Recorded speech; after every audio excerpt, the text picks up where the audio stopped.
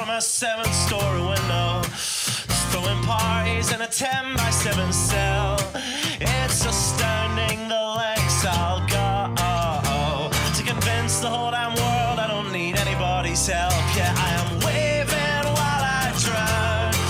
Don't bother swimming out to save me, I will only drag you down. I'll try to use your body as a life raft, cause if there's room enough for one, there must be room enough for two. I'll sail the good ship you into the sunset, sipping on savory water till my liver turns blue. Sha-na-na, sha-na-na-na-na-na-na-na-na.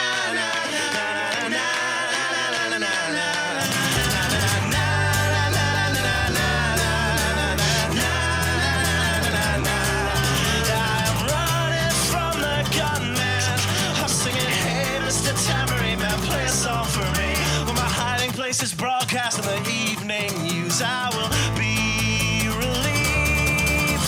La, la, la,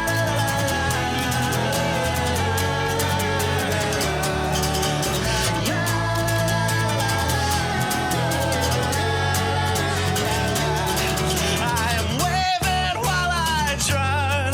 Don't bother swimming out to save me, I will only drag you down. I'm waving while I drown. Don't bother swimming out to save me, I will only drag you down. La, la, la, la, la, la, la, la. Singing, hey, hey, alright, yeah, I wrote that one myself. It's astounding the lengths I'll go to convince the whole damn world I don't need anybody's help.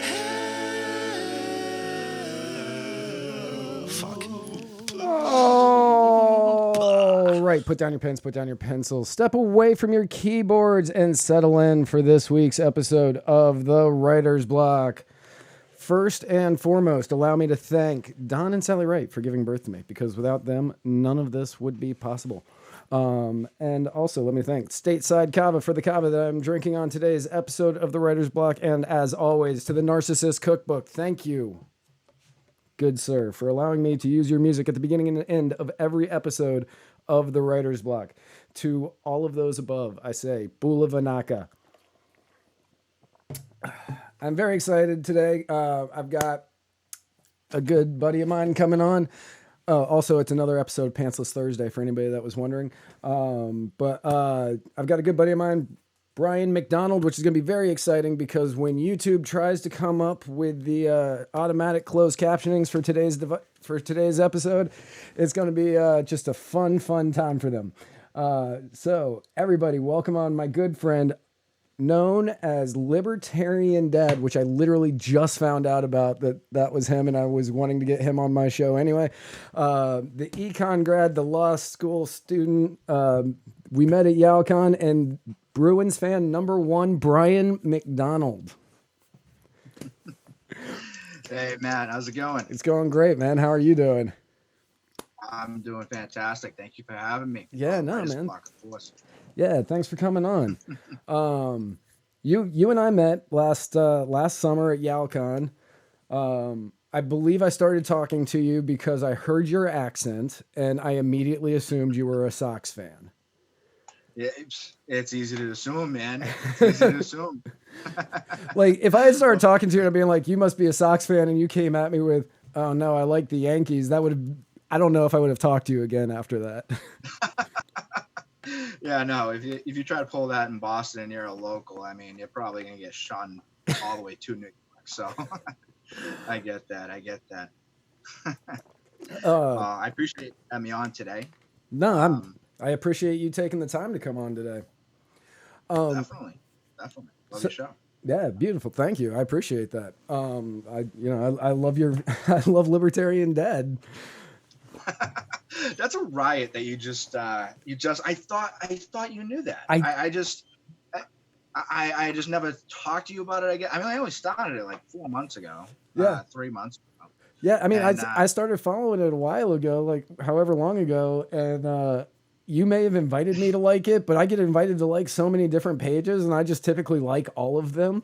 But that one I actually pay attention to, and I'm like, whoever's doing this content is good. Thanks, dude. Yeah, it turned into, it was supposed to just be a shit posting meme page, and it turned into, having a really fast growing following. I mean, I'm getting hundreds of likes and shares per post.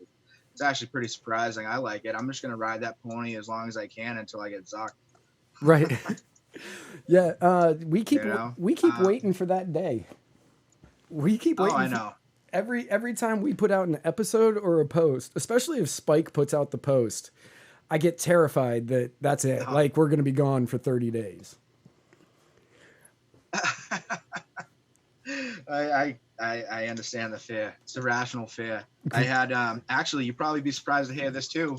A lot of your audience will probably hear it because we have a lot of mutual friends. But Adam Smith, the original Adam Smith page. Yeah. Remember when? Were you paying attention when all of the everybody was sharing conversations with each other? Yeah. All the historical figures. Yeah. Yeah, that was me. I initiated that with Maximilian. Did you really? It was yeah.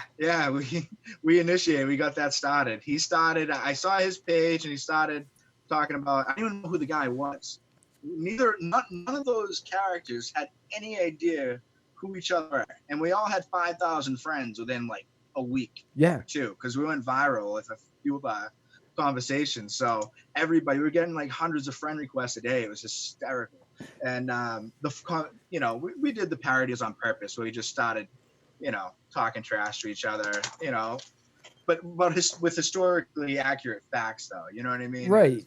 Yeah. It was pretty funny. It was pretty funny. There was one where somebody was they were just taking lines from Hamilton, and they were like going into rap battles. And I think. Yeah. Yes. Yeah. I did a rap battle about economics. Yeah. Because Adam Smith is my favorite economist, granddaddy of modern day economics.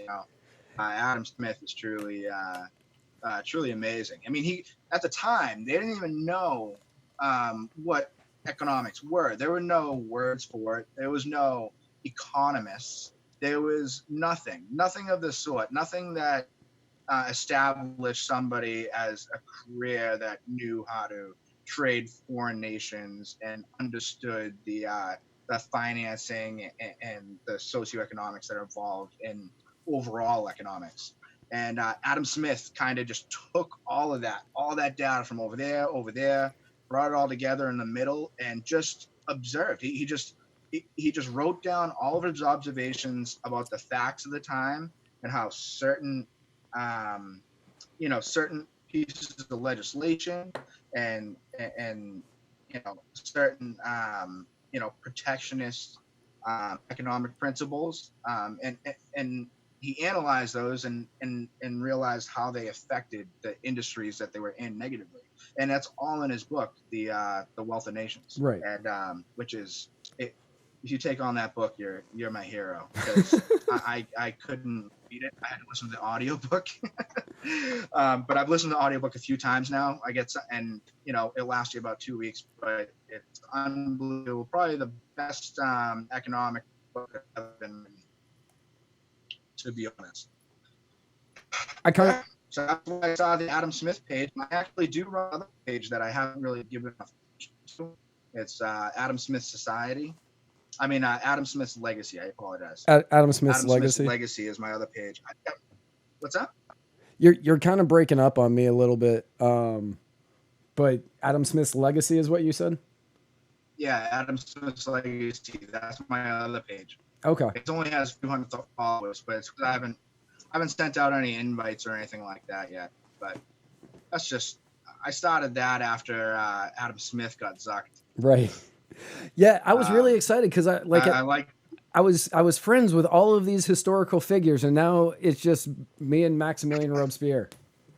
Yeah, and the one that started it all is the one who's still there. Yeah, and nobody deleted him. It must be because he's French. It's got to be because he's French. Murderer. He took out all his competition.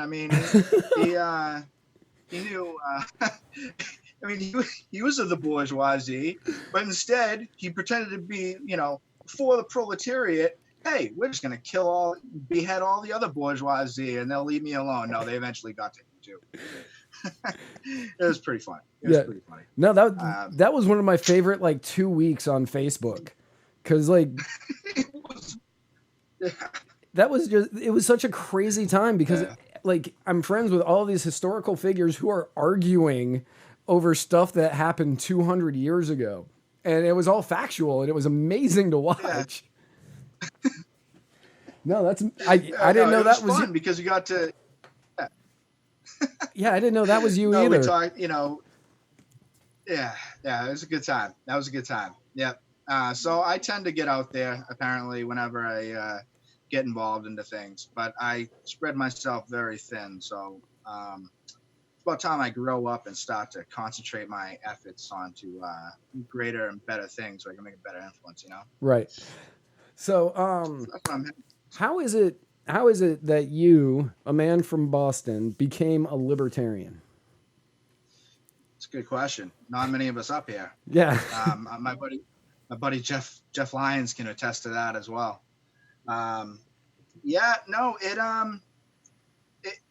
Easy answer, Ron Paul. But I'll get into it. Ron Paul, of course.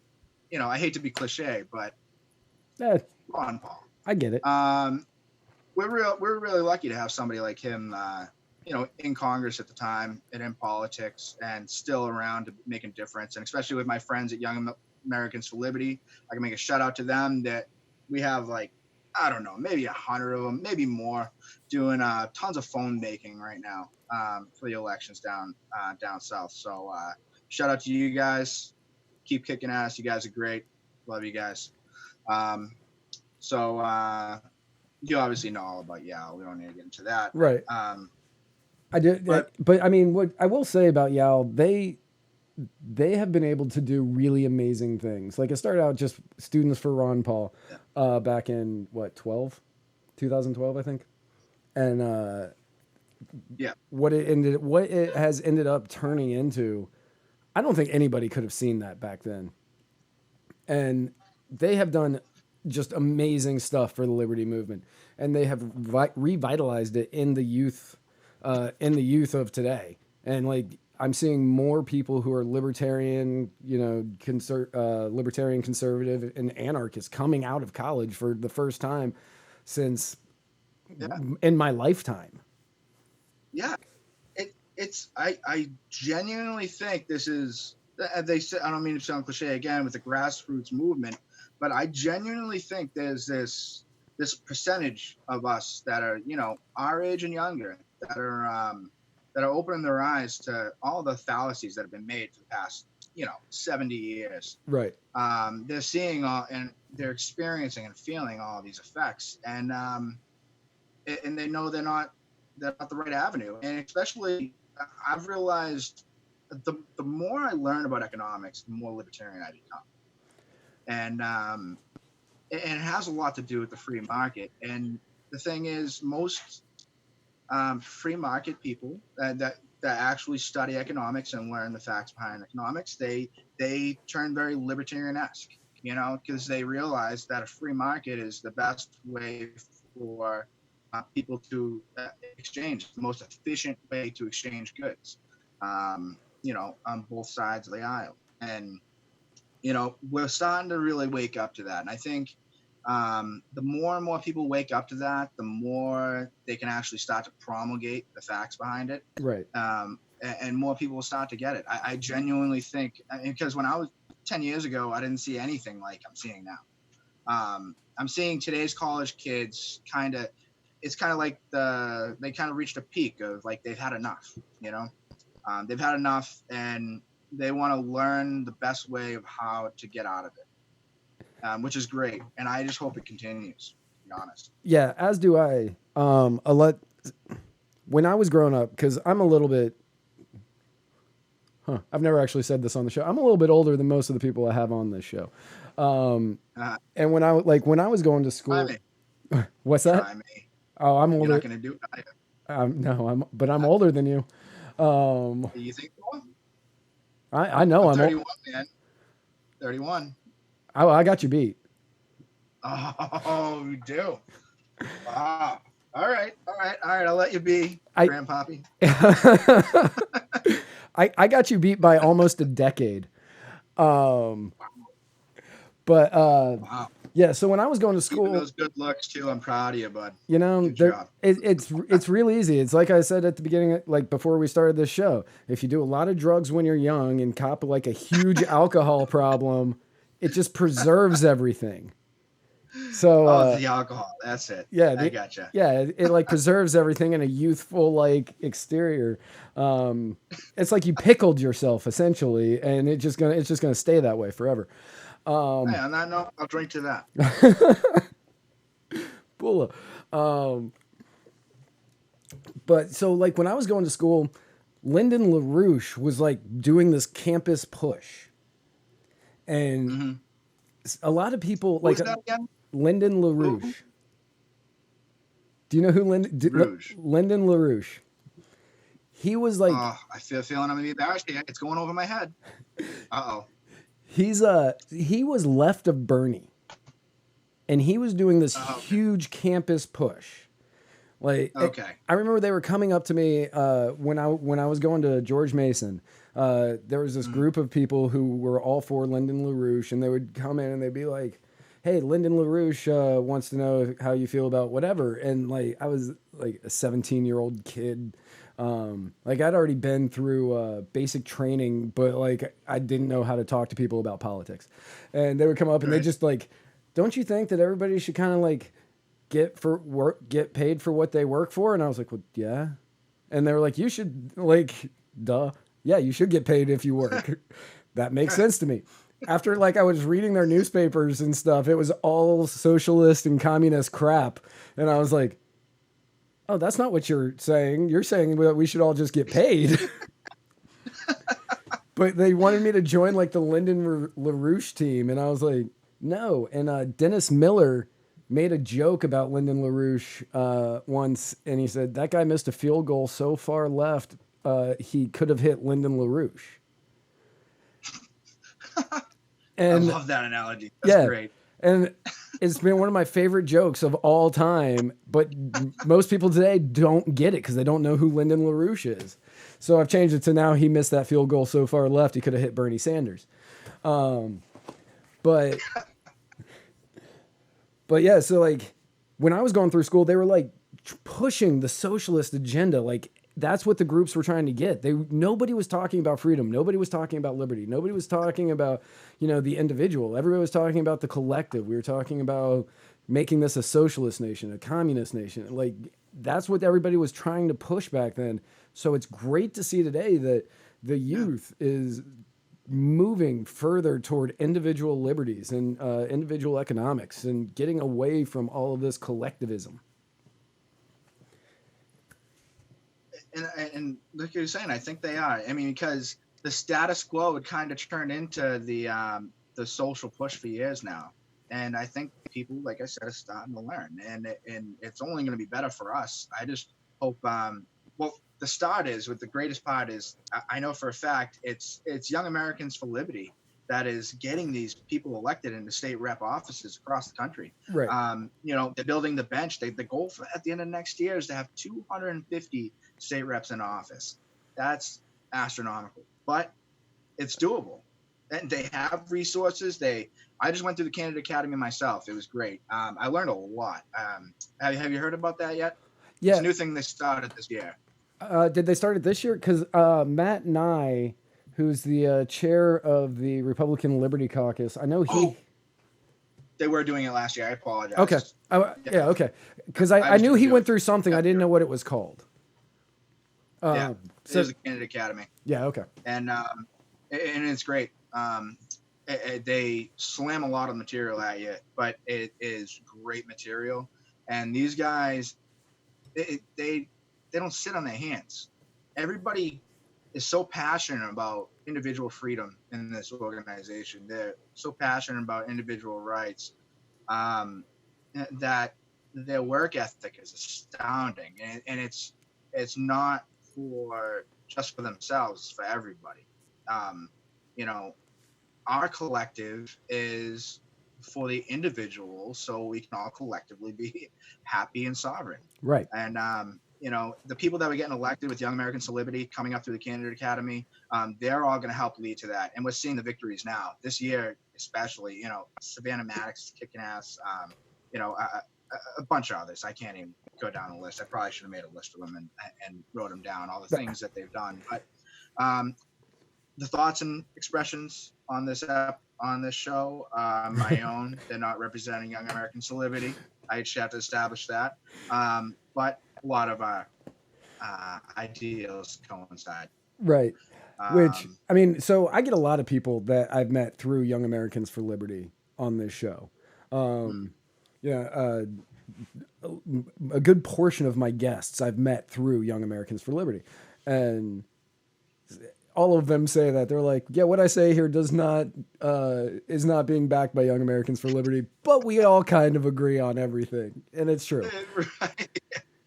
Yeah, exactly. It is true. I mean, I know for a fact everything I probably say here today would probably be endorsed by everybody in Young Americans for Liberty. But we also don't want to say anything wrong and have Young Americans for Liberty misrepresented. Right. No, I get that.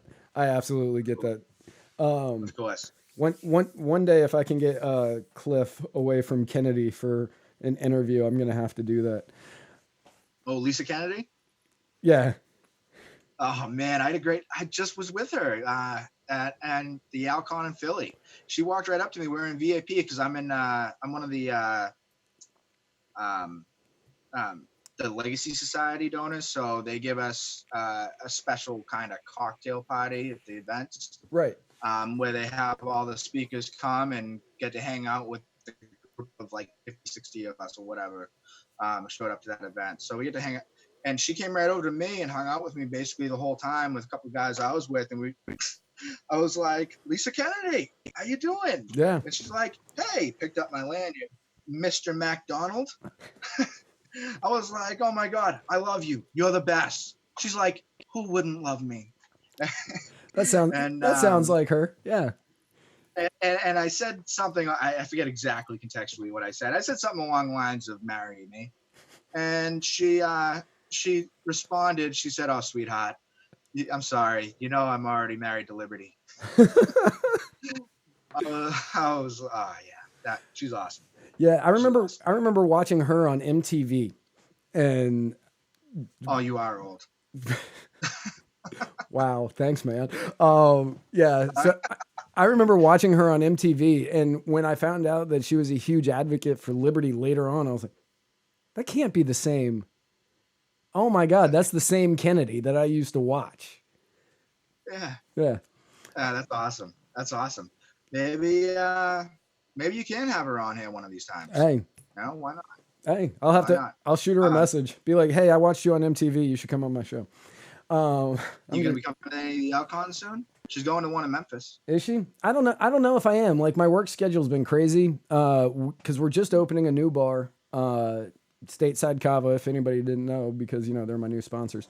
But we're just opening a new bar. We're trying to get everything going. I've been working any day that I don't have a show. I'm at work and I'm there all the time. Right. So right now it's like hard to get away. I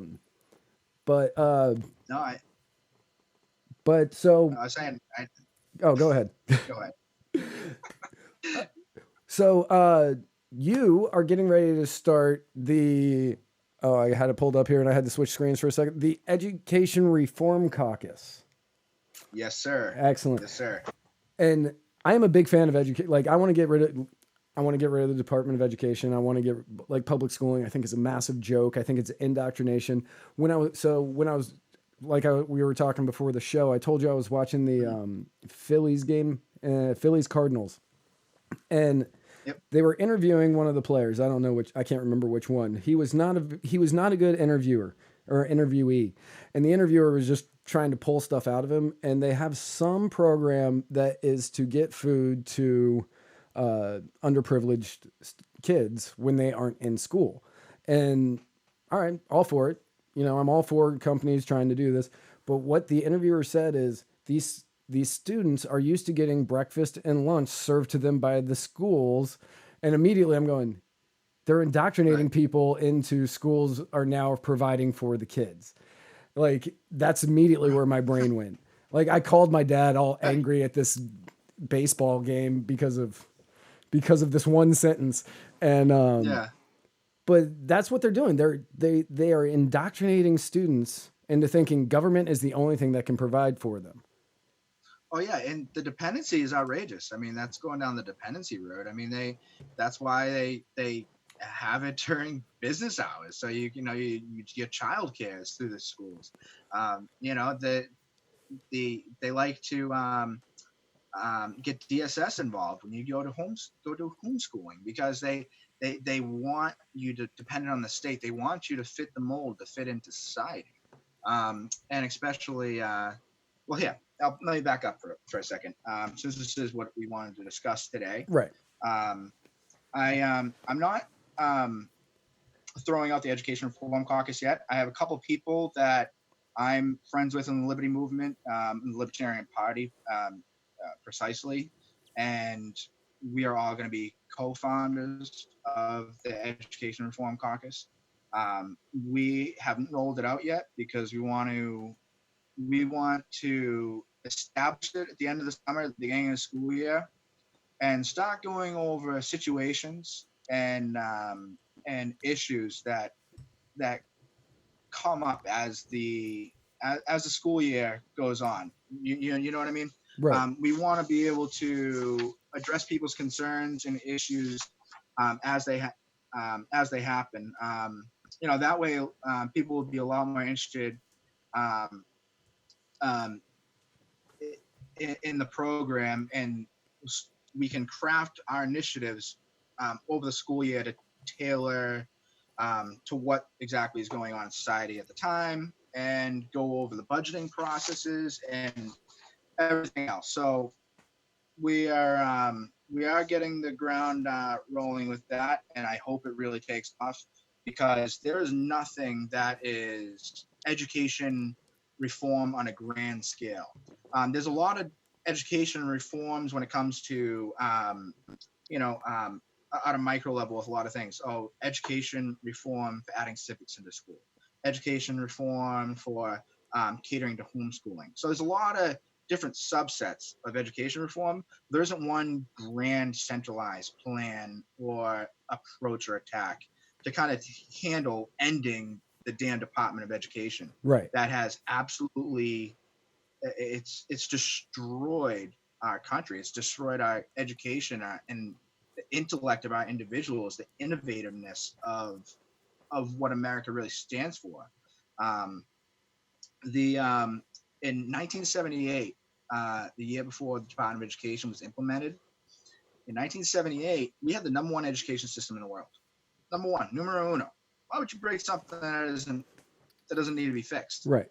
You know, why even bother? But instead of asking questions, let's just go into the issues. Now, when it was fully implemented in 1980, we gradually and consistently, all the way up till now, 38 years later, right? Gradually and consistently have dropped down to 29th in the world overall. Well, it depends. Between 24th and 29th, depending on who ranks it. But still, at best, American ranker will rank us 24th. That's awful, especially with our GDP per capita. There's no reason for it whatsoever. And my theory behind it, and it's not just a hypothetical. I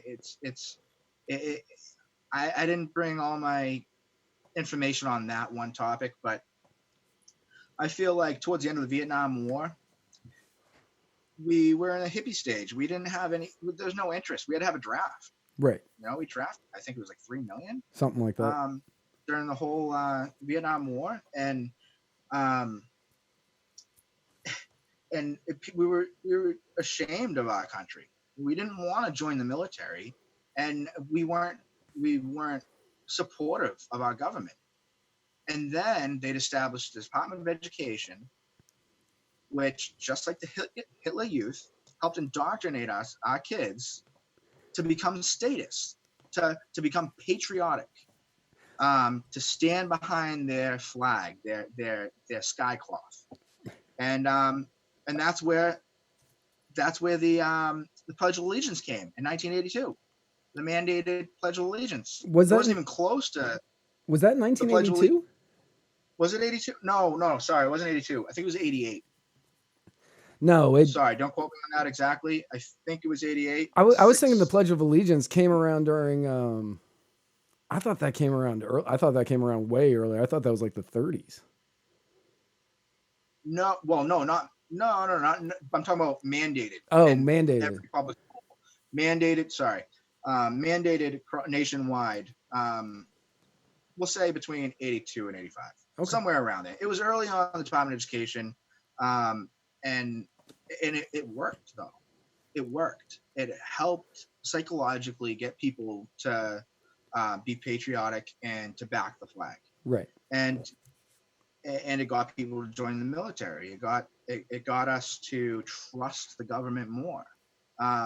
We gained reliance from the government at a young age, and that's only come into. I mean, people that were growing up in the 80s, they're all adults now, and so, and that's what we're seeing right now in our society is that first generation of, of indoctrinated children be grown-ups. And it's falling apart, as we discussed earlier with the liberty movement. Right. Which actually that's a really good way to look at it, because I'm at least as old as the Department of Education. So I'm at least that old. So like my entire schooling, in the morning I stood up and, I pledge allegiance to the flag of the United States of America and to the republic for which it stands, one nation, under God, which was added by Harry Truman, indivisible with one nation, under God, indivisible with liberty and justice for all. I will never forget that. I said that every day. Every day. Me too. Every morning I had to say that in homeroom or whatever grade I was in. And it makes a lot of sense because a lot of the people coming out, they hated the government, but they all believed that you needed the government in order for things to work.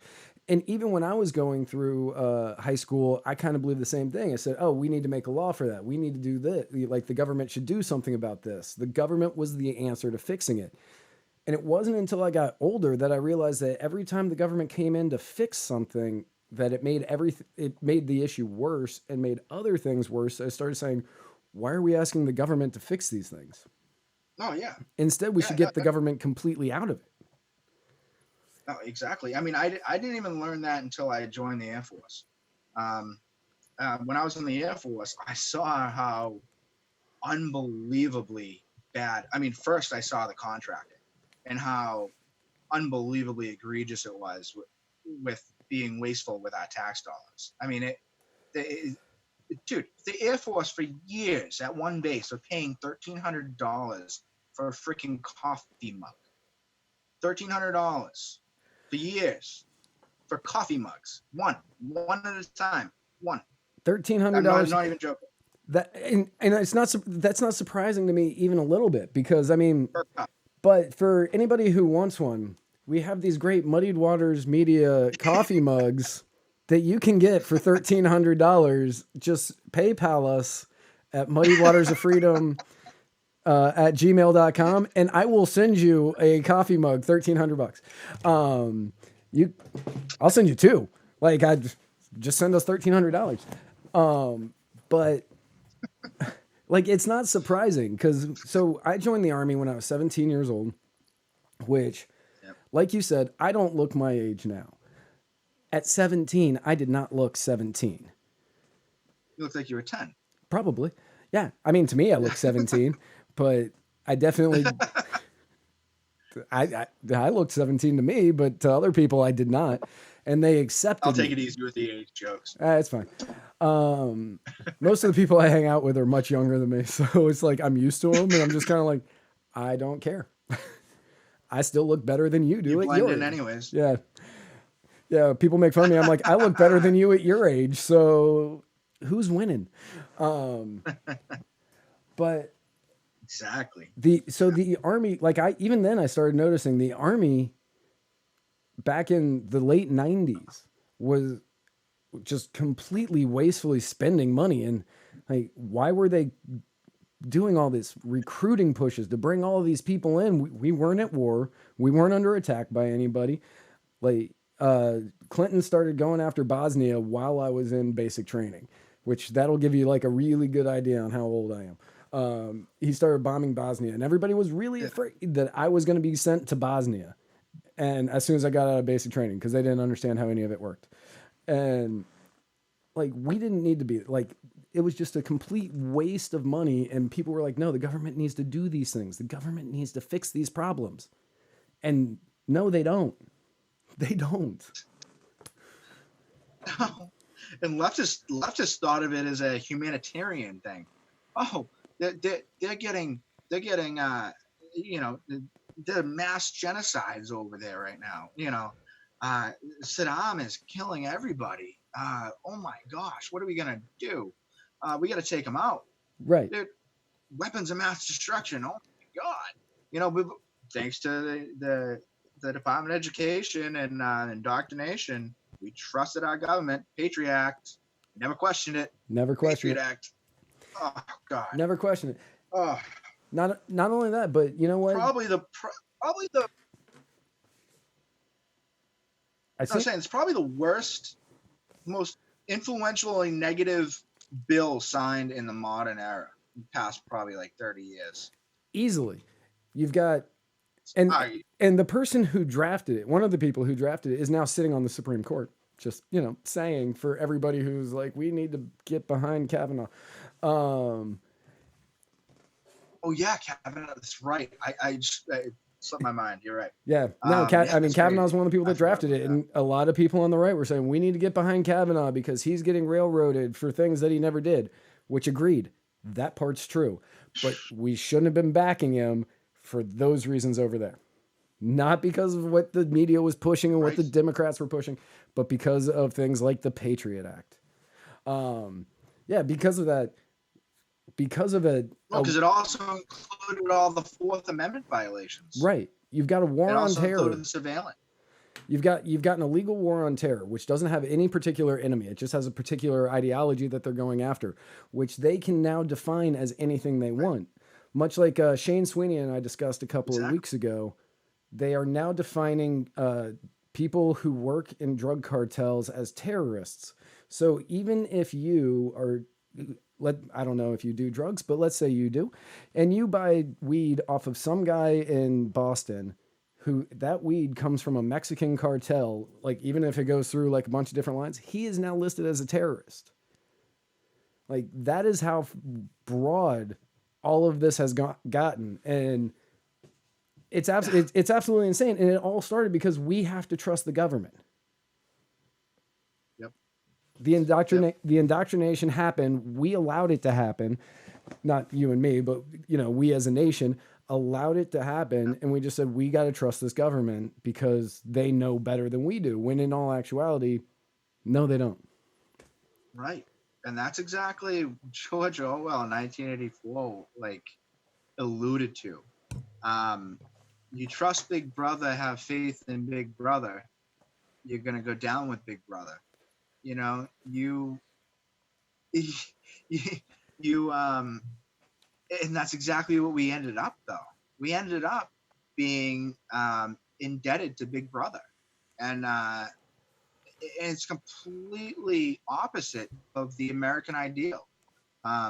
We're supposed to be our founding fathers wanted us to have our individual rights. That's why we're a republic in the first place. Right. They and this bigger push for democracy. Yes, a democratic republic works if you follow the Bill of Rights and what makes us a republic, what gives us our individual sovereignty. We don't follow the Bill of Rights at all. No, not even a little bit. We trust full on democracy, which is obviously has been proven. History. That's another thing. We don't have civics. We don't have history courses that are required anymore. We don't have people that want to look at the past and reflect on it, and to see where what certain outcomes happen to certain actions. Um, it, the I lost my train of thought. Sorry. Oh, you're all I was good. You're all good. alluding to a point. No, you're all good. So am I. Um, But yeah, so what are yeah, we so what are a couple of so when you're talking about education reform, like obviously we want to get rid of the indoctrination that we're seeing. We want to get rid of people just trusting in government. Like, how are some of the ways that we're going to be able to achieve that? All right. Well, I'll get into. I'll list a few, and then I'll go into them. Okay. So I have a few points that I want to bring up. You know, ending the Department of Education is numero uno. That's our main goal, but that's not the first thing we can do. Right. All right. There's going to be baby steps, stepping stones, and that's what I want to do as a collective. There are a few. I'm not going to drop any names yet, but there are 2 Liberty Movement teachers that are also going to be providing us input, and I plan on being a professor someday. And I've studied. I'm middle of studying law and how to teach. I really want to be influential to as many people as I can in a positive way, and I feel like being a professor is, probably the best way to go. Right. Professor in economics at that. But so knowing the Department of Education needs to go is the main goal. We need to keep that on our minds, but realize that there are steps that we have to take. And one of the ideals that we want to implement is allowing anyone to apply to any school, also giving the school the ability to deny students. Now, that sounds horrifying, I'm sure, to some people. Yeah, when I read that talking point, I was like, I can't wait for this one.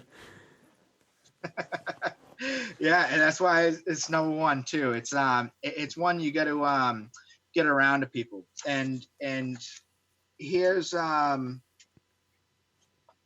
actually what the one of the co-founders had to say about it, and it's actually directly quoted from him, but he's going to remain anonymous as of now. Okay.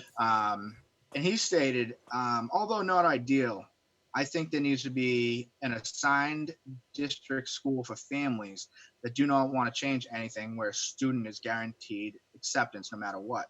The reason being, the argument of the people on the other side of the issue will be that we will hurt low-income students if schools have the choice not to accept them. The solution is to have the local school district be the assigned risk school that ensures everyone has a place to go no matter what. And I think that's great. So going with that rationale and that plan to implement something, we would create larger districts out of a certain group of towns, maybe by county, and treat it like a free market. Treat it like we had more private schools like we did before the 70s.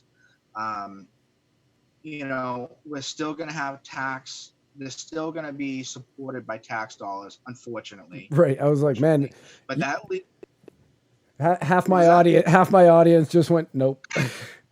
Listen, you got to be pragmatic. It's got to be baby steps. The goal is to end the Department of Education and to have 0 taxes paid towards education. That's the goal. But you guys, most libertarians and anarchists, they're too impatient. They get a little overzealous, and they say, no, fuck taxes. No, we're not. Excuse me. No, you're fine. You're fine. We don't. We drop the F-bomb on this show often. Yeah, you could. All right. So they really, it's kind of like half of us turned into the extreme wing of the right and the left, but for a libertarian wing. Right. And I'm just, I love those guys. They're great. They're awesome. I mean, I agree with them 100%. It's just that when engaging in active politics and getting involved, you need to have a pragmatic approach. You need to be understanding and accepting of the other people's, but not accepting, but understanding and open to listen to other people's perspectives. And you can't be too extreme. You can't scare people, because especially with the general populace, they're not. You say, "Oh, I'm gonna take all the tax," everybody's gonna start to freak out. They don't know what the heck you're gonna do. You're gonna take away all of the programs. Oh my God, complete anarchy. Anarchy already has a negative stigma as it is. It's due to ignorance, of course, but True. But what about right. but what about the roads? What about the police? What about the fire department? What about EMS? Whoa. My roads. Well, see, one of the biggest things about that, I love that you brought up the fire department, and we're not going to go. I know you talk about anarcho shit all the time, so I'm going to keep that brief. But why can't the firefighters be the police, or the police be the firefighters? The firefighters are sitting around 95% of the time, anyways. That's true. Well, same thing with the cops when they're not beating people up. Right, when they're not out there fundraising, or as I like to call it, giving tickets. Right, yeah, fundraising for the state. Right, got to make my quotas at the end of the month. Exactly, but they don't have quotas, liars. Yeah, but yeah, no, some do, some don't. But yeah, right. So here in Pinellas County, we have, I don't even know how many high schools we've got in this area. It's a bunch. But you have to actually apply to go to the schools. So there's a school. You do, yeah. So there's a school. The high schools? The high schools. The public schools? Yeah. Wow. So I like that. Yeah. So right up the street from me is Boca Ciega High School. They call it Bogey, which is what I'm going to call it from now on, because that's just what I'm used to calling it. So you got Bogey, and Bogey has med program, an arts program, and then they've got like their general school, and you have to apply to go there. Then you've got St. Pete Catholic, which is more of a private, but it's still public, and you got to apply to go there, and they've got specialized courses there. You got a public Catholic school down there? I believe it's public. I've never even heard of that. It may be a private school, but I know a bunch of my friends went there, and their family wasn't like Catholic, so right. So I'm not 100% sure. Like, I didn't grow up here, so a lot of this is just me kind of learning about it as I've been here. But there, all of the high schools, if you live inside that district, I believe you are allowed to go there. But if you live outside of the district, you can apply to go there, and they will accept you in, and then you just have to find your way to school. So St. Pete High is another one. So a girl that I used to date, she ended up going to Bogey. She went there for the arts department. Her little brother wanted to play basketball, and I think St. Pete High had a better basketball program, so he applied to go there. He didn't get in because he wasn't good enough. Feel bad for the kid. I actually like him, but he didn't get in, so he ended up going to Bogey. I think he ended up going to Bogey, and going to school there.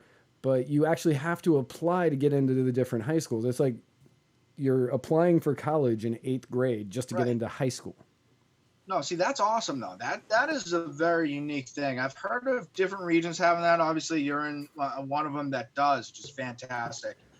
Maybe held on to their old ways maybe a little bit. But, back in the day, that's what it was more or less like. It was less structured, which allowed for more freedom and liberty to be able to go and try different things. I mean, because, one school might have a better band. One school might have a better art program. Right. One school might have a better basketball team. One team might just have a better tech curriculum. These different schools are going to have different things that appeal to the individual.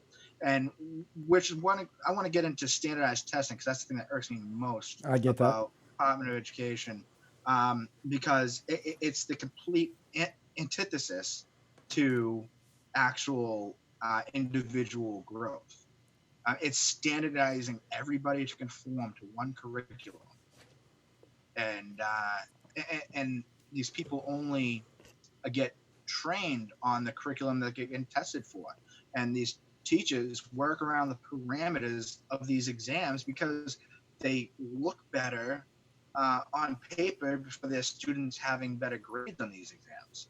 And it's all a complete farce. It's all to follow along with the tests. Now, here's my long list I told you I was going to delve into. You can stop me whenever you want, but there are many reasons as to why the standardized testing is the absolutely most negative thing you can do for a child in their education growing up. All right, so without further ado, I'll continue with this. Standardized testing is unavoidably biased by social class, ethnic, regional, and other cultural differences.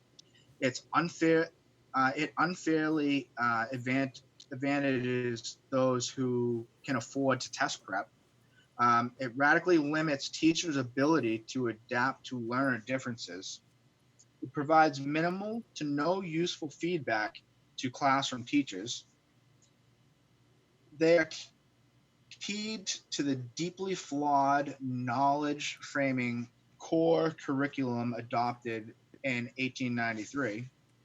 They have led to the neglect of play, music, art, and other nonverbal ways of learning. And that's actually irritating because that allows creativity. And all of those programs are the ones that are seen not essential because they don't have to get tested on them. Therefore, they let the state funding go towards all the other standardized BS.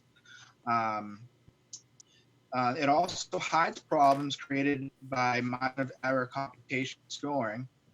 It penalizes test takers who think it's non-standard and sorry, I read that incorrectly. I wasn't sure if I lost you for a second. Okay, yeah. It penalizes test takers who think in non-standard ways, which young people frequently do. It gives control of the curriculum to test manufacturers, which is a thing I'll get into at the end of this. It encourages use of threats, bribes, and other intrinsic motivators to raise scores. It assumes that what the young will need to know in the future is already known. It's exacting. If everything is already there to be known, you're not going to have an open mind to expand and try to think about other possibilities, other things. It stifles creativity. So produces scores which can be and sometimes are manipulated for political purposes. You want to cut me off? Yeah. So real quick, cut me off whenever you want. Yeah. So, did you ever see the movie The Truman Show with Jim Carrey? Yes. Okay. Yeah. Oh yeah, great show. Yeah, great. Great show. Great movie. Yeah, great movie. So they talk about when Truman was a kid, Truman Burbank. When Truman was a kid, he was in school and they're like, "What do you want to be?" He's like, "I want to be an explorer like the Great Magellan." And the teacher pulls down a map and she goes, "Oh, I'm sorry, everything's already been discovered. There's nothing else to look for." That's essentially what they're doing with these standardized testings. They're saying, and he lived in a bubble happily, just ignorantly and happily in a bubble. Right. He never went anywhere. He just freaking point. Right. So right, when you were saying that, I was just like, oh, that's like Truman, because that's one of my favorite movies. It's one of the greatest movies ever made, in my opinion. Yeah. Stop me on the next few. Another point like that. That's a great point. Standardized testing also creates unreasonable pressures to cheat. It uses arbitrary, subjectively set pass-fail cut scores. They reduce teacher creativity and the appeal of teaching as a profession in general. Lessen concerns for and use of continuous evaluation. Have no success in life predictive power, meaning if you're failing at the standardized test, you're going to fail at life. You psychologically attain that as you go. Right. You unfairly channel instructional resources to learners at or near the pass-fail score. They're open to scoring errors with life-changing consequences. Standardized tests are at odds with deep-seated American values about individuality and worth. which we discussed. It creates unnecessary stress and negative attitudes towards schooling. They perpetuate the artificial compartmentalization of knowledge by field. It channels increasing amounts of tax money away from classrooms and into corporate coffers, which is very true. Yes. Wastes the vast creative potential and human variability. Block instructional innovations that can't be evaluated by machine. Unduly reward mere ability to retrieve secondhand information from memory. They subtract the available instructional time. They lend themselves to gaming strategies to improve the success rate of guessing. It seriously happens. I did that for the LSAT when I just prepared for the LSAT a few months ago. Right. We learned in the Kaplan LSAT prep courses, we used gaming strategies, and that definitely helped me out because I scored decently well on the LSAT, and it helped me out significantly. So but you know, that's what. So what you're saying with that is So what you're saying there is that when they're teaching you basically how to guess better as opposed to actually learning the information. Yeah, I remember in 4th grade, my teacher said like 29% of the questions are A usually on the MCAS. This is Massachusetts something standardized assessment, whatever. But the MCAS, the Massachusetts standardized test, they knew the rate A came up. So if we didn't know the answer, he told us to select A. That's gaming strategy. I remember that one explicitly from my own youth. And so, I mean, they're even going outside of teaching in regular curriculum and teaching people how to do better on these tests just to make teachers look good without actually teaching actual shit. It's disgusting. If you're not actually if you're not actually spending the time to teach the knowledge, and you're just teaching people to a test or just how to take a test, not even teaching them the information on a test, you're just saying this is the best way to take teaching this. them nothing. Right. You're not actually teaching them anything, and you're putting them out there in this world thinking that they're going to be able to guess their way through life, or they're going to be able to be given all of the answers when everybody knows once they get out that that's not the way it works. And it kind of insinuates, too, that there are ways around things. Like, oh, you can do a little bit better if you manipulate it this way. You know what I mean? Probably helps create some integrity concerns. I mean, that's what I see at least. Well, I mean, that's how we get politicians. So, right. All right. So where was I on this one?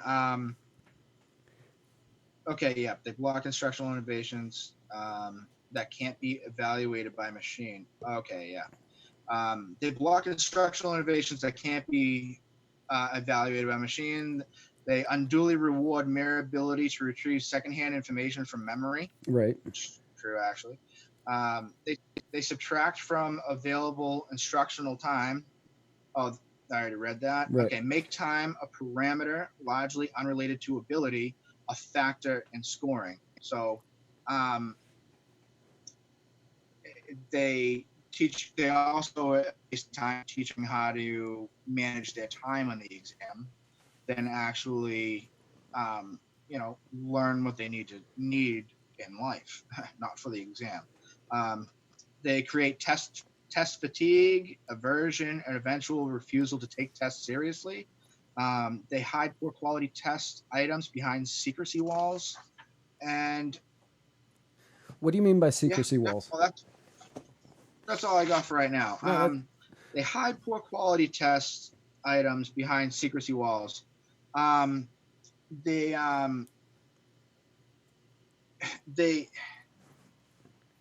whenever they get results back from a group that they just taught that year, right, and the new class coming in, the new the year younger kids that were in grade prior, they know where they were poor on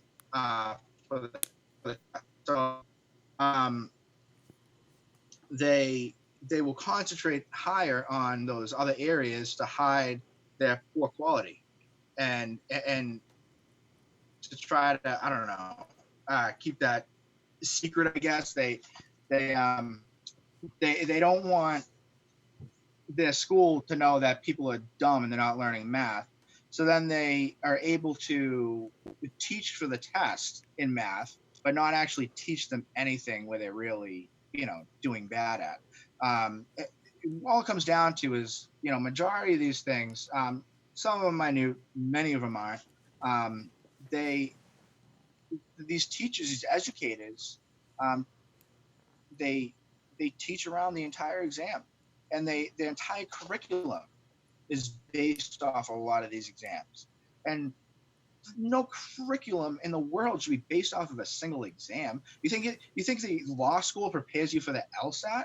No, the LSAT is just supposed to be a general, all-encompassing, a general law exam. I mean, because different curriculums at different schools, they're all taking the same test, and they all have similar pass rates. And in high school and with kids growing up, these are all detrimental to their psyche. And, well, first of all, they're not getting taught, and secondly, they're getting taught to one objective and one objective only, and that's it. And so it's it's causing a complete. Uh, I mean, it's a waste of time. We're not teaching. That's what it comes down to. That- Is we're not teaching, and it leads to a lot of other issues. That is actually one of the biggest things Um, that's actually one of the biggest things that I've had an issue with education is that we're teaching kids to a test, which the way that you've actually described it is we aren't even teaching them to a test. We're teaching them how to take one test. right. And that makes even more sense. But when I was going through school, like creative writing it wasn't pushed on me, but like I gravitated to it. That was what I wanted to do. That was what I enjoyed doing. So that was what I tried to do that in all of my classes, even like math, which that explains why I'm awful at math now.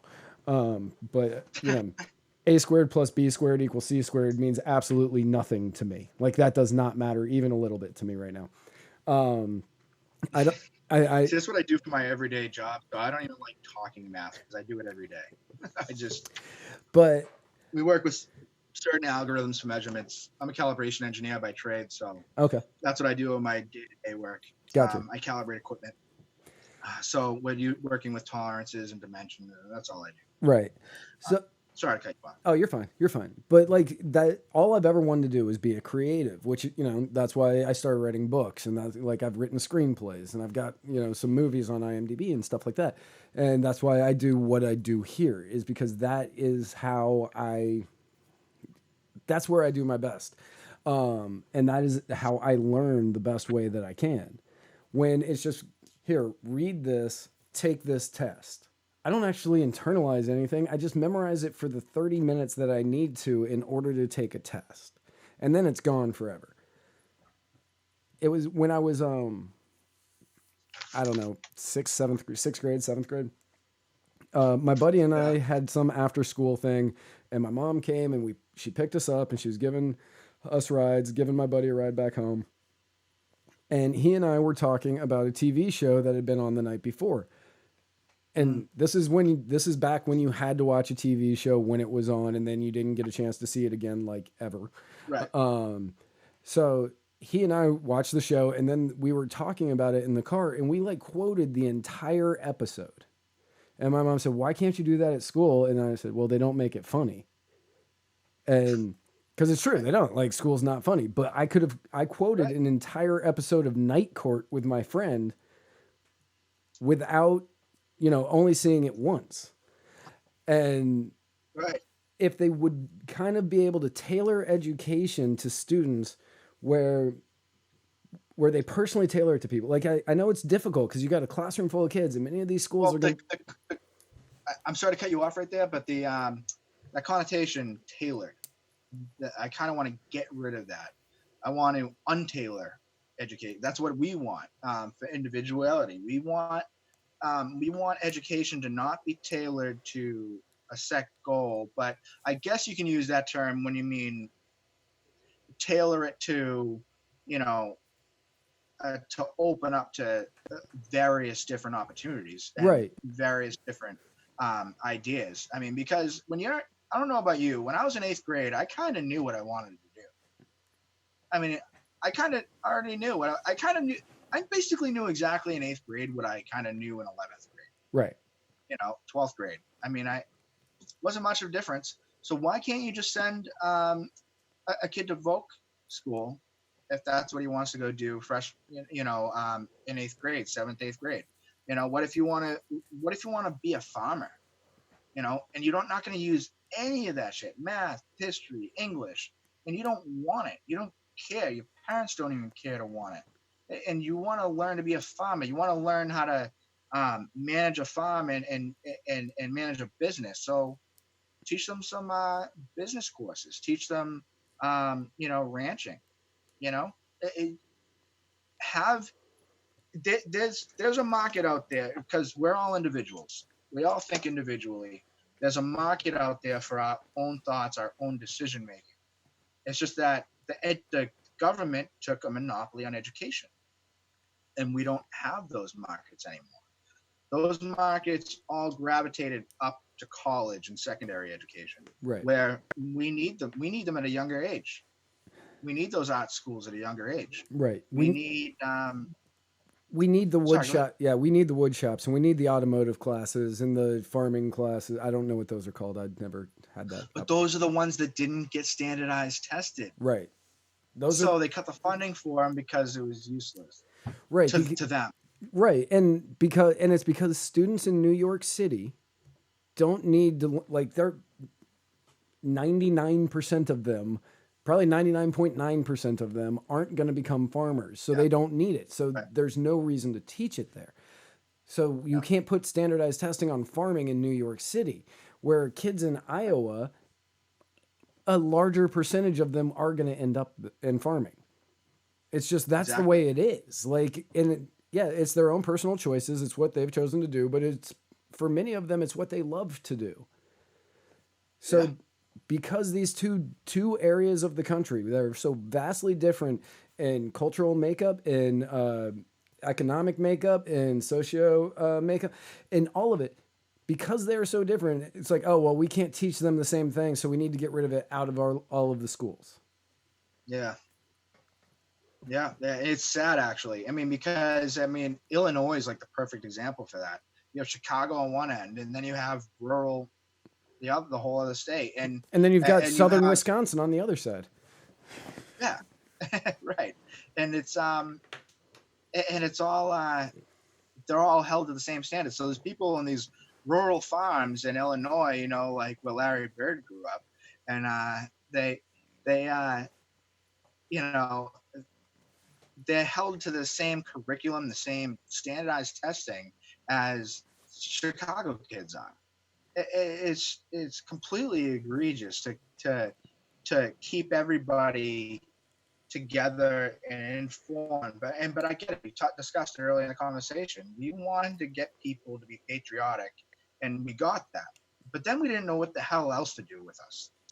So we thought collectively, standardized testing, this thing, that thing. Everybody has a new great idea to make things better, to work on, to make everybody smarter.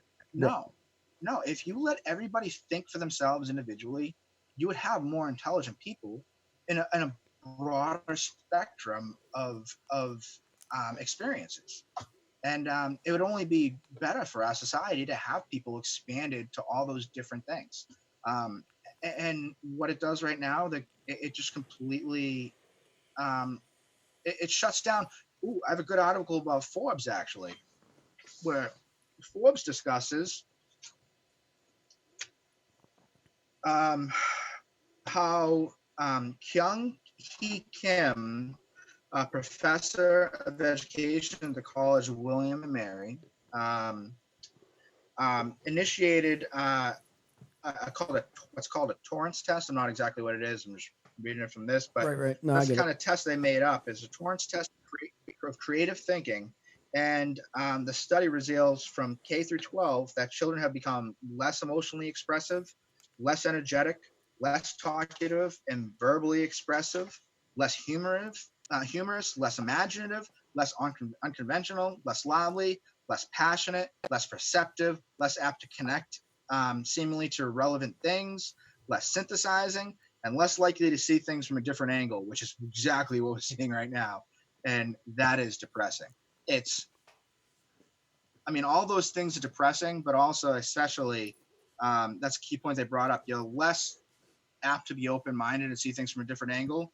And that's what we have with that completely bipartisan politics right now. Nobody's in the center anymore. Nobody. You're either one or the other. There's nothing in between. And not like Except libertarianism. And I mean, most libertarians I know are extreme on they're extreme on all of their beliefs. Is that like you said earlier about taxes? We're like, no taxes. We don't want any tax. Oh, I'm extreme on that too. No, trust me. Yeah, no, okay. I get it. I just want to make sure that doesn't stick with me yet. No, but you're right. So and I know your feelings on taxes. Like, it's the feelings that most of us have on them. But we're gonna get so much shit for it. I know. But libertarians are like, no taxes. And if you, as a libertarian or a liberty-minded individual, if you are actually in a governmental position and you start pitching any sort of legislation that has anything to do with taxes, you're not a libertarian. People are like, you're not a real libertarian. You're a socialist. You're evil. Like a lot of liberty-minded people, and I'm going to put that one in big old quotes, who support Donald Trump, who, right. Yeah. That exact face. That's the same face I make. A lot of liberty-minded people. The Trumpetarians. The Trumpetarians. Yeah. Who forget that Justin Amash is one of the most principled people in Congress, who stands for every single thing that you say you want to believe in.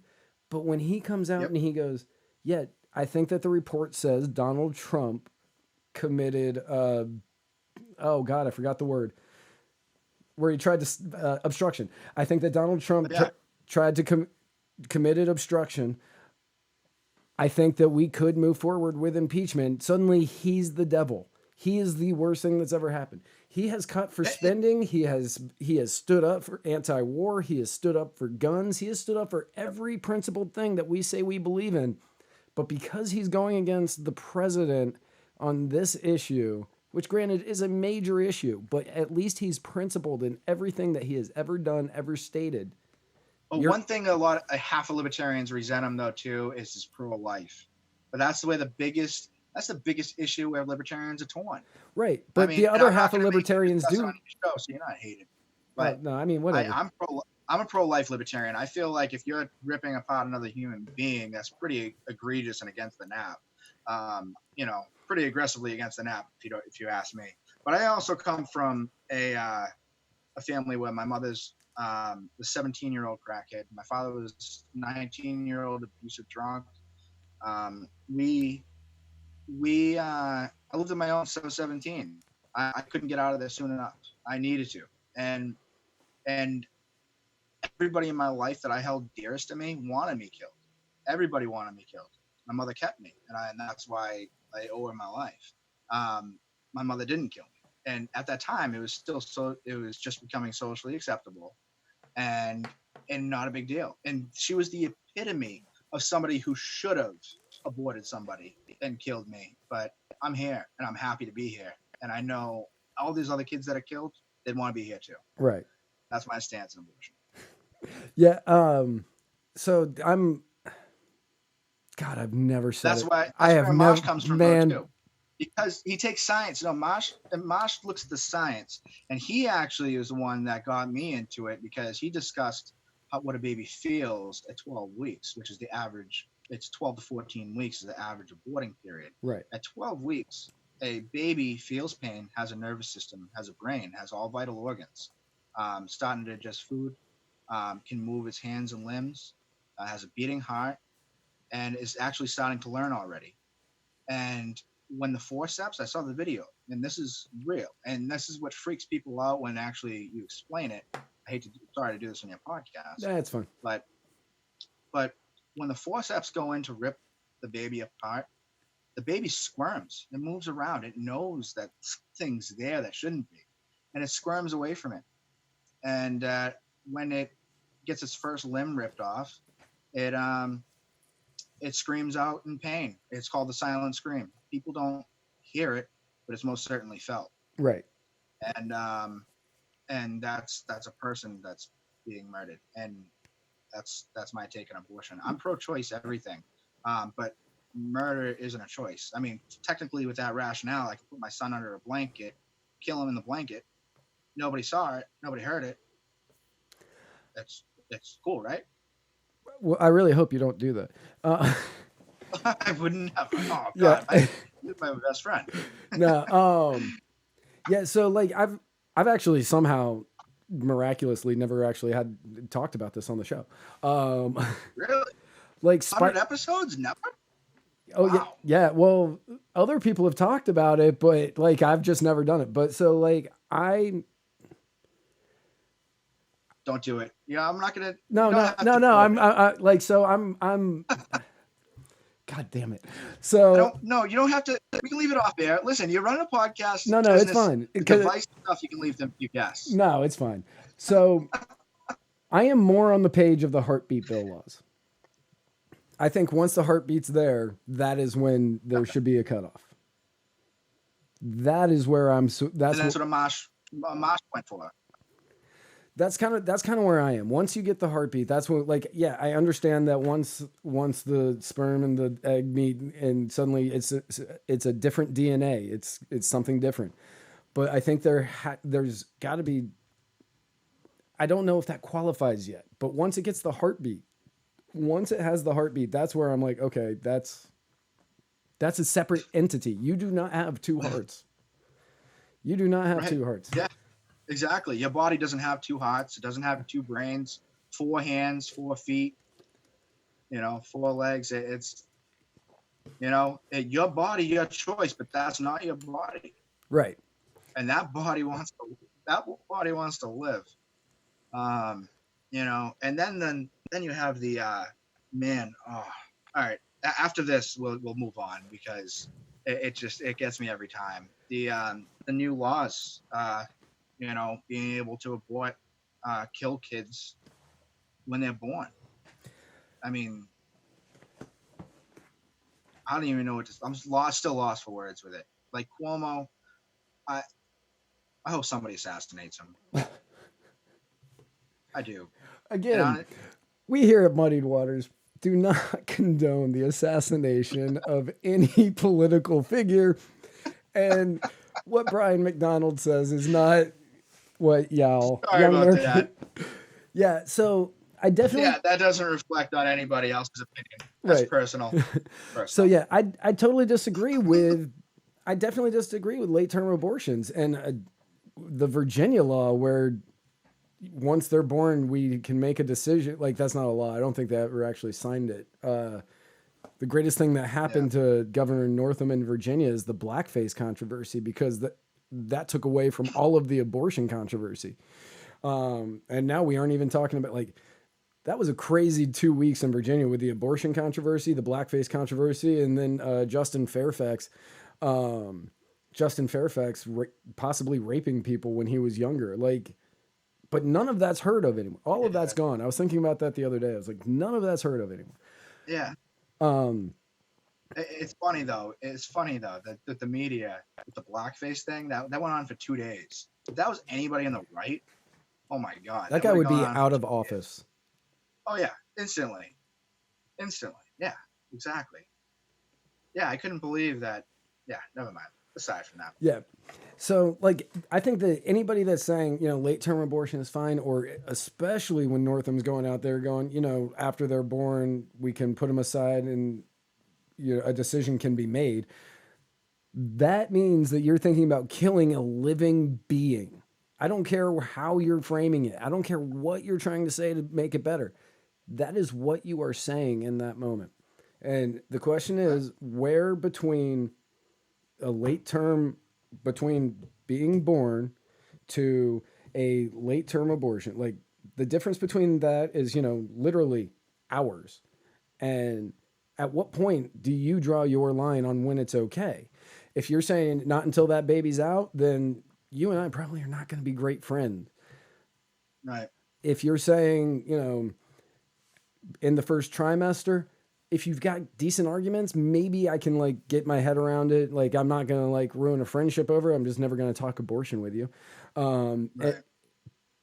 But for Yeah. me, it's, I have some friends like that as well. yeah, but for me, it's the heartbeat. Like, for me, it's the heartbeat. If there's a heartbeat, that's a separate human being. It is pumping its own life And through its body. and there's not much more of a more rational argument than that. I mean, they try to argue sentient being, all that, you know. I mean, I don't know. As Ben Shapiro, Because then majority of the people that are pro-choice, they agree with child support. Well, guess who pays 99% of the child support? Men do. Okay, so they're saying that they're okay with men not having the decision to not pay child support. What if the men wanted to abort their kid? What if they wanted, what if they wanted to kill their child and they'd not be responsible for it? But the state makes them? But the state can't make you not kill your kid? I'm confused. Hypocrisy everywhere. I don't know. yeah, It should be consistent. That's all I ask. right. And I mean, the men's right movements and red pilling and all of that is a completely different episode that we can one time do. Because, That's a good point. I could go down a lot with that. Yeah, I mean, like that is a completely different episode.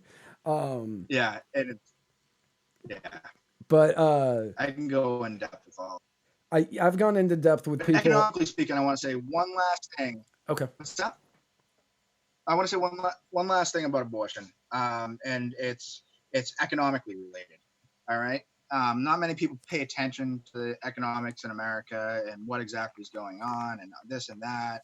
They don't even want to get into it. But what's happening right now is we're having a population crisis, and it's the negative of what you think. We're not overpopulating; we're depopulating. With our jobs, we're not going to have enough people to fill the amount of jobs that are going to have available. They're talking about why our unemployment rate's so low. It's going to stay so low, not because we have a great economy, not because we're making great economic sound decisions in government. They're all bad decisions. What's happening is we're not having enough kids to fill the jobs that are already there because baby boomers aren't even close to completely retired. And once they are, we're going to economically collapse completely. We're not going to have enough jobs to fill. We're not going to have enough people to fill those jobs. That's why I'm for one of two major things: completely opening the borders so we can get all those low-wage workers in here to take those other jobs, or we can stop killing our kids, and millions over the past few years, and allow them to live so we can actually keep our good quality of life that we want, because it's going to degrade one way or the other. So that's the economic approach for that as well. But, right. Yeah. I got somebody on here that I've never talked about abortion with, and he's commenting going, "No," with a bunch of O's. I tried. That's going to get me some bad press too, but I don't really care when it comes to that because I'm very passionate about that. So no, I get it. And the people, you see the people who have survived abortions and that kind of, like the Ron Paul story about when he saw an abortion, and it was in his book, chapter 14, I think. But yeah, he talks about seeing an abortion and seeing that they threw the baby. It was when abortion was illegal. He saw an abortion happen. An aborted baby was thrown in a bucket, and like he was like, it was alive, and that was the moment that I knew I would never be pro-choice. And kind of reading that, I was like, I can't argue this. I can't argue. Yeah. I can't argue against it. It's when you see it or experience it. See, I experienced it and I saw the video. And when I saw the baby, squirming away and then gasping in pain. I was like, holy shit. I mean, that's when because I wasn't accepting of it because of my life experience. But I was willing to deal with it, I guess. Until I saw that video, I just came really animate about it. And so I just try to refrain from talking about it with people that obviously aren't open to discuss about it, Right. or at least similar minded as myself. But why don't we get back into the education reform? Yeah, let's go back into education before I start dropping other pieces of information about my personal life that not everybody needs to know. I'm not trying to. I don't want to create myself here, and I want to discuss a couple key points real quick. Where it's coming into being a complete, we're not even teaching our kids. We went over how it's standardized testing is degrading quality education. They're getting rid of all of the other programs. We don't have a free market of school where we can go to different schools, different programs, all that stuff. But now this is where it gets into the minor economic part. And from the stats that I have here, this is from the Friedman Foundation. Thank you guys. They're great. Friedman Foundation's great. From 1992 to 2009, students numbers increased 17%. Okay, national with population over the years. Whereas the administrators and other non-teaching staff rose 46%. So students only rose 17%, and teachers and other staff, non-teaching staff, rose 46%. Right. What's the reasoning for that? I mean, that's just in 2 decades. During that period too, some states even lost some students. It kept hiring more teachers. That here's a little shot that I can show you.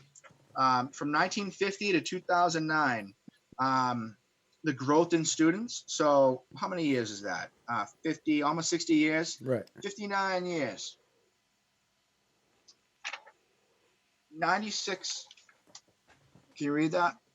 Yeah, so you got students 96%, teachers 252%, administration and other staff 702% growth. 702%. That's consistent, right? Right. That's consistent. There's that really famous graph where they show testing scores for math, English, and something else. I can't remember the third one. From the onset of the Department of Education till 2003 or 4, and the test scores kind of stayed level. They kind of went up, they went down, they went up, they went down, but not a lot. And then they showed number of teachers being hired, and that number was roughly just about the same level as that graph was. About 125% or whatever that one said, and then number of administrators and non-teaching staff being hired was shot way up.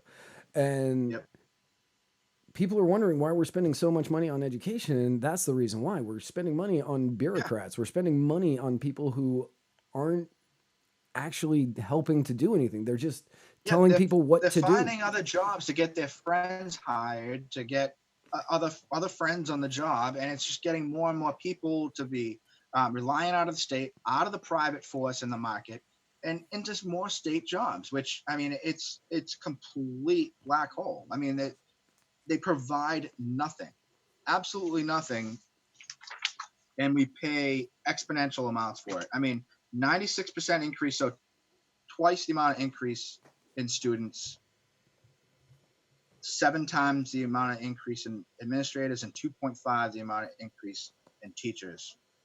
That is abhorrent. That's disgusting.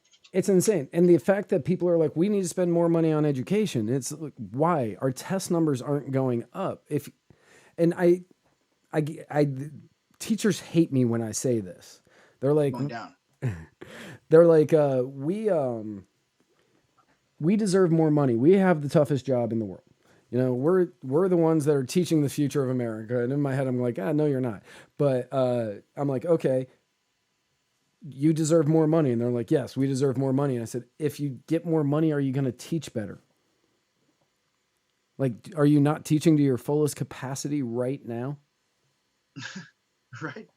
Like, That's one of those things you don't even know. I mean, they're just going to make more money and that's it. I mean, nothing's going to change. right. To paraphrase Milton Friedman right here, he says government organizations like public schools replace progress and greater efficiency with stagnation and higher cost, and generally substitute uniform mediocrity for the variety essential for what experimentation, which can bring tomorrow's laggards above today's mean and lead to greater organizational efficiency, which is an absolute fallacy.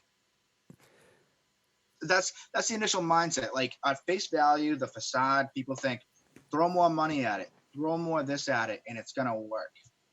And it's not the case. It's not the case whatsoever. It's having individual free thought, free exchange of ideas, and people have freely being able to choose their own education, to choose where they want to go to school, to choose what they want to study, to choose what they want to have for teachers, for Christ's sake. If you're in public school and you have a bad teacher and you tell your parents, there's nothing they can do about it. Literally nothing. No.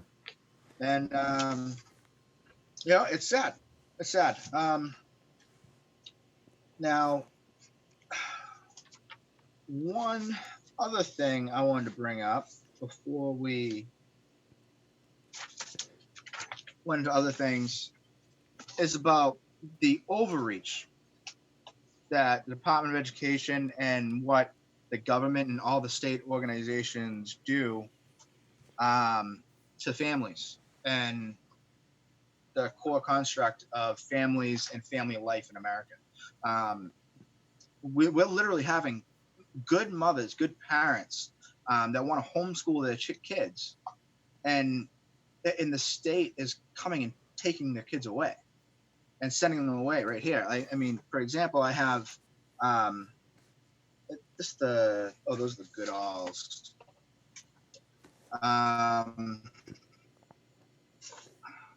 So we're the Kings right here. The Kings from New York. They're from New York City, right? I read this whole story. I'm not going to go deep into it, but they have 5 kids. Beautiful family, African American family in New York.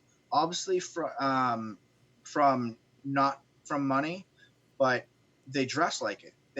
The father's really tries his best to be the best man he can, and he worked really hard, and he had a smart wife who's a teacher, and he made enough money apparently to allow them to stay at home and so she could teach the kids during the day, and they got everything. They got the state license. They got the curriculum from the school. They followed all they got the approvals. They followed all the guidelines. All it took was a neighbor's complaint about them complaining about the neighbor. And when the cops showed up to the house, they saw paper towels on the ground and said and that was because of a leak from upstairs in the neighbor's apartment. And so the cop went and told DSS that the kids are living in squalor and that they're naked and there's newspaper ruffled all over the house. The only kid that was naked when the cop was there was the 1-year-old who was in a diaper. And so I wish I printed out a picture of this family so I can show you. But so what it came down to is that the parents had to go and drop their kids off at the courthouse. They were summoned to the courthouse. They said they were going to have the kids ripped out of their home. They didn't bring the kids to the courthouse. And so they made the decision not to put the kids through that traumatic experience. Went down to the courthouse and dropped the kids off to get taken from them. And they had to deal with that and just walk away. And I have 5 other articles here I'm not even going to get into, but of good families, of great parents that want the best for their kids. Is why the hell they're getting them out of public school in the first place. right. And in these the state is so reliant on people's dependence of itself that it's willing to waste more tax dollars, put these kids into foster homes, and separate them from good parents to put them back into public schools. It's depressing. It's really, really sad. It is. So my sister lives in Philly. She lives in Philly. And the schooling system in Philly, not the best. And you didn't know that. It's not a great schooling system. Classes are overcrowded. They teach basically to the tests, even at the young age of my nephew. And so she pulled him out and started doing homeschooling. And that was actually something I was concerned of. Like my sister and her baby daddy, they're good parents, you know, they care about the kids. I disagree with them on what they're teaching them, but they're good parents. Right. They care. And it has always been my concern that somebody would complain about them keeping their kids from school, and they would end up like something like that would happen, because in a city like Philadelphia, that I could see that happening. Somebody puts in a complaint. Philly's like, we know better than you. Your kids need to be going to public school, so we're gonna end up taking your kids from you so they can go get an education in our public school system, and then the kids get lost in the public school system. It's so sad. Yeah, that family, by the way, hasn't seen their kids in 2 years. That's awful. 2 years, all 5 of the kids. Yep. And one was not even one, just turned 1. You know, getting raised without the mother. And which I actually like that article I pulled up, because they went on to talk about Ron Paul's program. Have you heard about that? Yeah. The Ron Paul curriculum? Yeah, the Ron Paul curriculum. Yep. Yeah. Yeah. I mean, I've actually read it through and through. It's awesome. It really concentrates on civics and everything else. Everything else is in it. But the key core that's missing is civics and history. And that's where society and a people, as you know, our society, that's why we learn from our mistakes. We look back to history, see where we went wrong with certain policies, and we correct those. But instead, we don't do that at all. We don't even teach it. We don't want people to think about the past. Right. Yeah, and I believe it was Winston Churchill who said, if we don't learn from the mistakes of our past, we'll be doomed to repeat them. I could be wrong. I think it was him. And that is kind of what we're forcing upon each other, or forcing upon our students, upon the children, by not teaching them history, by not teaching them civics, by not teaching them the way that all of this works, because they're not going to know about the mistakes that were made. They're not going to know about the failures of the government from the last 150, 160 years. They're just going to say, right. Oh no, the government's good. The government's good. We need the government. And it is because of that we end up having so many, we're going to end up having more issues later on as these kids grow and get into leadership roles. Yep. And that also comes back to the, the dependency, that herd mentality. I mean, by this construct of the Department of Education, I mean, we're completely altering the psyche of an entire generation. And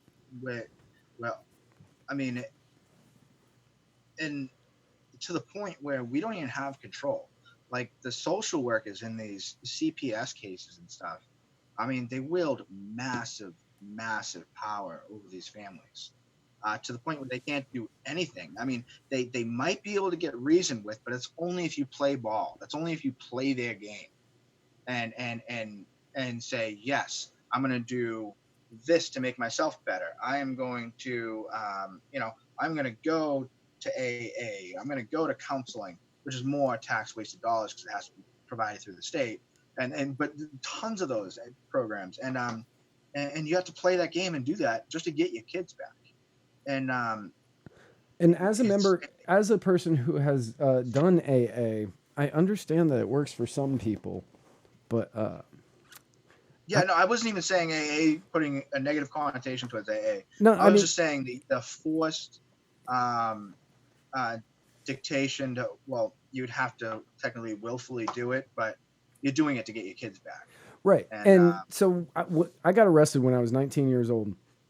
I got arrested when I was 19 years old for possession of marijuana, and they made me, yeah, and they made me go to. They forced me to go to either Narcotics Anonymous or Alcoholics Anonymous classes. And I had to do that for 2 years. I had to do that. And I had to come, like when I went into my probation officer, I had to bring in slips signed by people from AA. for 2 years? For 2 years. I had to do that. And the only thing, what I learned very, very quickly is that it's called Alcoholics Anonymous, which means I could sign any name to these papers that I wanted as long as they were in different handwritings. So, like, I found a way around it, but I'm certain that if it had to do with me trying to get kids back, it would have been a much more intensive thing. Nope. And that's what one of these issues states.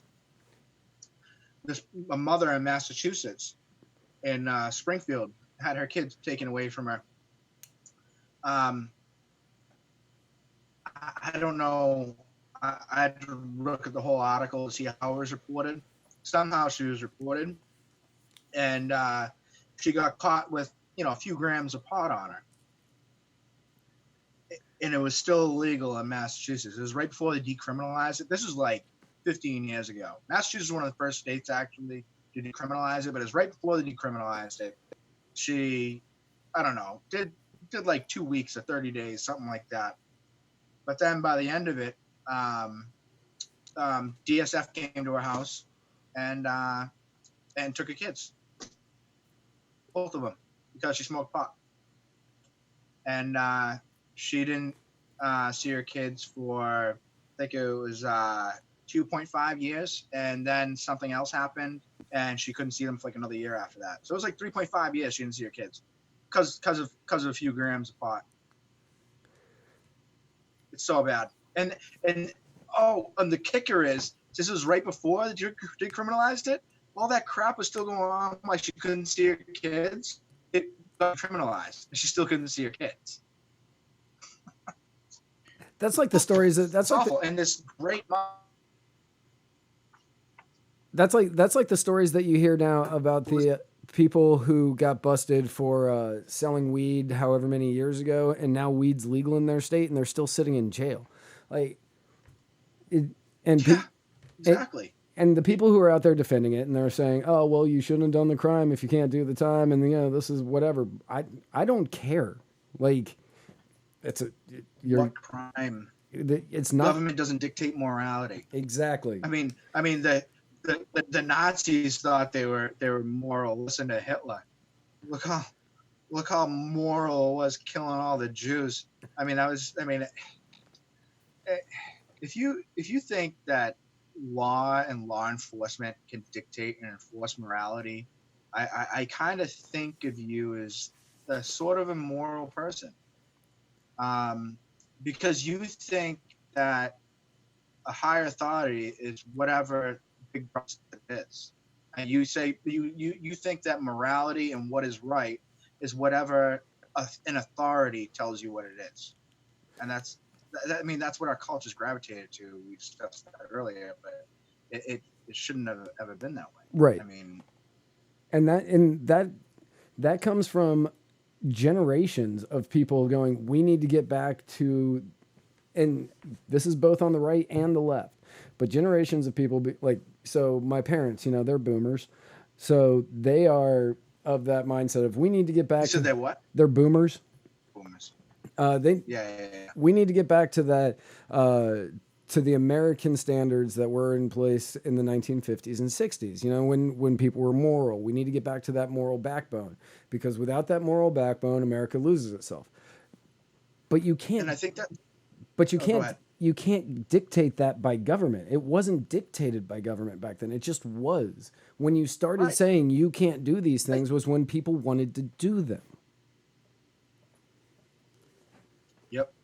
No, exactly. You know, and a little reverse psychology trick right there.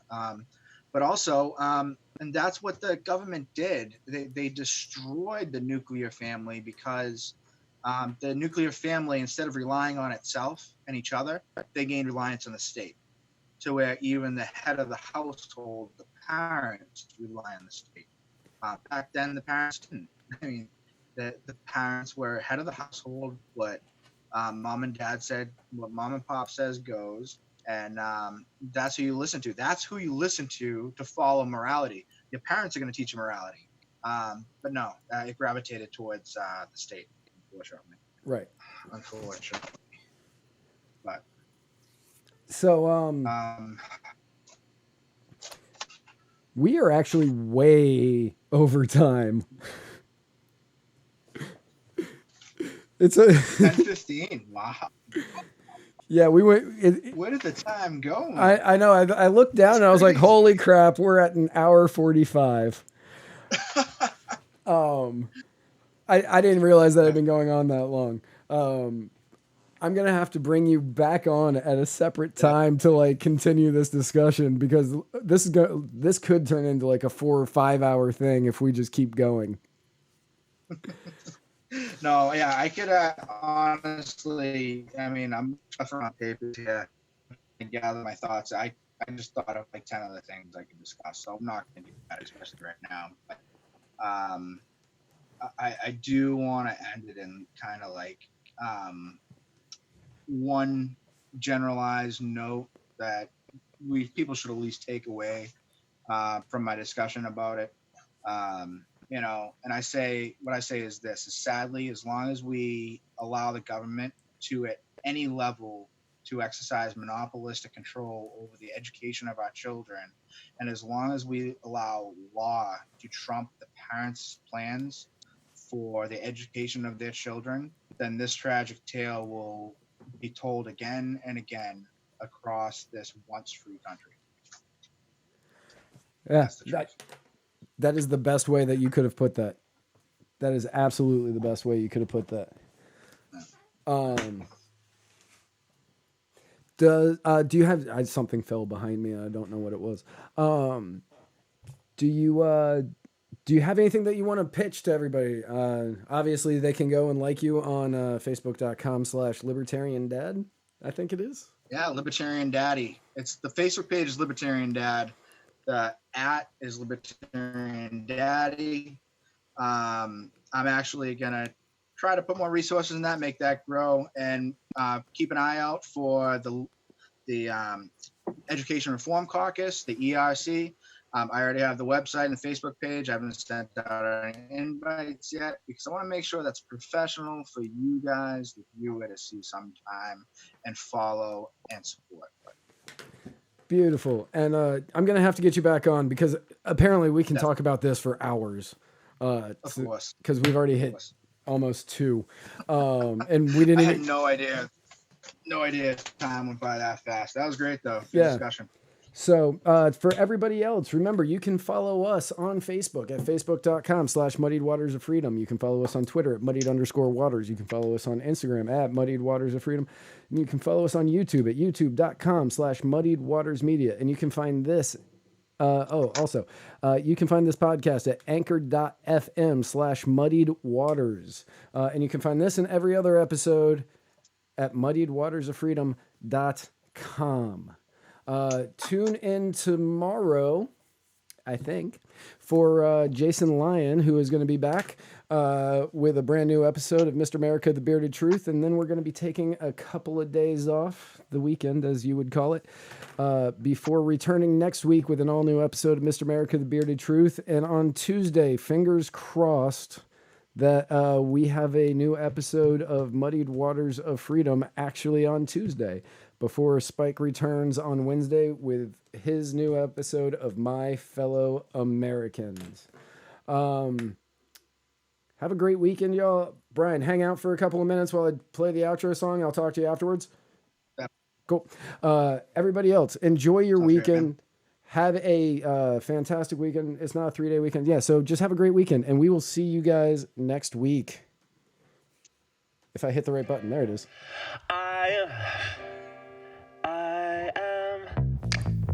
I am swinging from a 7-story window, throwing parties in a 10-by-7 cell.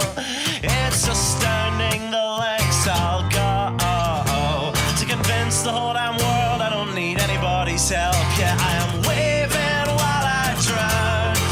Don't bother swimming out to save me, I will only drag you down. I'll try to use your body as a life raft, 'cause if there's room enough for one, there must be room enough for two.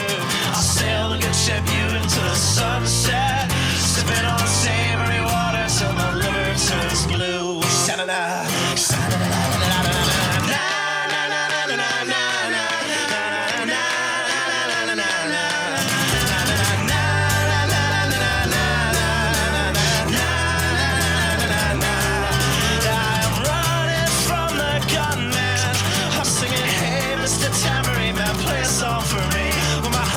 Is broadcast in the evening news. I will be relieved.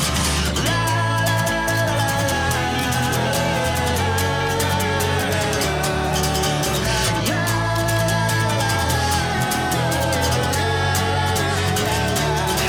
I am waving while I drown. Don't bother swimming out to save me, I will only drag you down. I'm waving while I drown. Don't bother swimming out to save me, I will only drag you down. Singing, hey, hey, alright, yeah, I wrote that one myself. It's astounding the lengths I'll go to convince the whole damn world I don't need anybody's help.